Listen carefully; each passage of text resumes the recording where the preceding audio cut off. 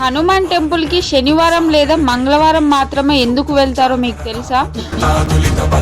వైశాఖ మాసం కృష్ణపక్షం దశమి తిథి నాడు శనివారం మధ్యాహ్నం సమయంలో ఆంజనేయ స్వామి పుట్టాడు కాబట్టి ఆ రోజు పూజ చేయడానికి ఒక రీజన్.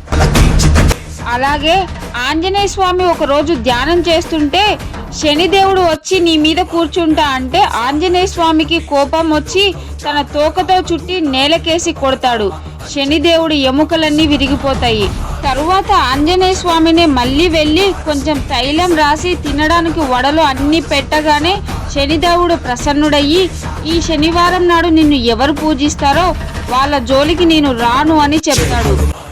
అందువల్ల శనివారం ఆంజనేయ స్వామి టెంపుల్కి వెళ్ళిన వారికి శని ప్రభావం ఉండదని భక్తుల నమ్మకం. ఇంకా మంగళవారం నాడు సీతమ్మ తల్లి ఆంజనేయ స్వామికి కడుపు నిండా భోజనం పెట్టిన రోజు. ఆంజనేయ స్వామి కడుపు నిండిన రోజు కాబట్టి మంగళవారం నాడు నీకు ఎవరైతే పూజ చేస్తారో వాళ్ళ ఇంట్లో అష్టైశ్వర్యాలు, తిండికి ఏ లోటు ఉండదని సీతమ్మ తల్లి ఆంజనేయ స్వామికి చెప్తుంది. తెలియని వారికి ఈ రీల్ షేర్ చేయండి. జై హనుమాన్.